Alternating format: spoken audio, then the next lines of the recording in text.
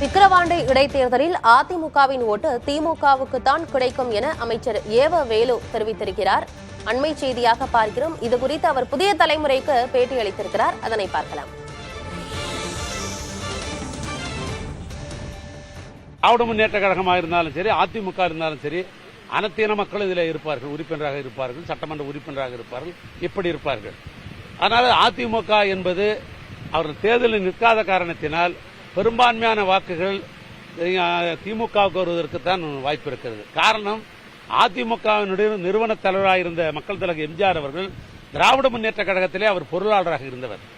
2 முறை பரங்கிமலை தொகுதியிலே நின்று உதயசூரிலே வென்றவர் அவர். ஆனால் அது ஒட்டுவருவன்னு சொல்லுவாங்க பாரு, அத மாதிரி இந்த இயக்கத்தில் அவர் பொருளாளராக இருந்தது மட்டுமல்ல, சட்டமன்ற உறுப்பினராக இருந்தவர் என்ற அந்த அடிப்படையில் இது ஒரு திராவிட இயக்கம் என்ற அந்த அடிப்படையில் அந்த வாக்காளர்கள் இதற்கு தான் ஓட்டு போடுவாங்களே ஒழிய அதற்கு ஓட்டு போடுவதற்கு வாய்ப்பே இல்லை.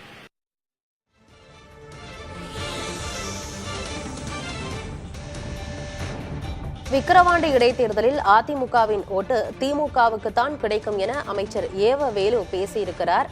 அதனை பார்த்தோம். விவரங்களோடு செய்தியாளர் ராஜ்குமார் இணைகிறார். ராஜ்குமார், பாமகவை பொறுத்த வரைக்கும் அவங்க ஜெயலலிதா அவர்களுடைய படத்தை வைத்து அவங்க வாக்கு சேகரிக்கிற மாதிரியான விஷயங்களை பண்றாங்க. இன்னொரு புறம் திமுகவை பார்க்கிறோம் அப்படின்னா அவங்க எம்ஜிஆர் கையில் எடுக்கிற மாதிரி தெரியுது. என்ன பேசி இருக்கிறாங்க, இதை எப்படி பாக்குறது?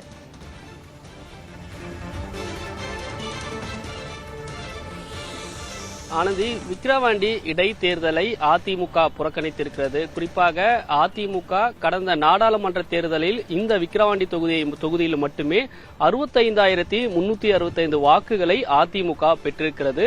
தேர்தலை அதிமுக புறக்கணித்திருக்கிறார். அதிமுக மற்றும் தேமுதிகவுடைய வாக்குகளை வாங்குவதற்காக பாமக தொடர்ந்து வியூகத்தை வகுத்து வருகிறது. அதேபோன்று போஸ்டர் மற்றும் பேனர்களில் ஜெயலலிதாவினுடைய புகைப்படத்தை பயன்படுத்தி பாமக பிரச்சாரத்தையே தொடங்கி பல கிராமங்களில் பரப்புரையில் ஈடுபட்டு வருகிறார்கள்.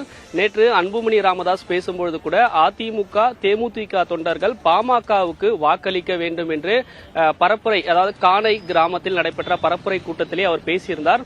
தற்பொழுது திமுகவினுடைய அமைச்சர் ஏவாவேலு நமக்கு பேட்டியளிக்கும் பொழுது இன்று கடையம், புது கருவாச்சி உள்ளிட்ட கிராமங்களில் பரப்புரையில் அமைச்சர் ஏவாவேலு ஈடுபட்டிருந்தார். அப்பொழுது அவர் பேசும்பொழுது அதிமுகவினுடைய வாக்குகள் நிச்சயமாக இந்த இடைத்தேர்தலில் திமுகவுக்கு தான் கிடைக்கும், மாறாக இடைப்பில இருங்கள், நம்ம தொடர்ந்து பேசுவோம்.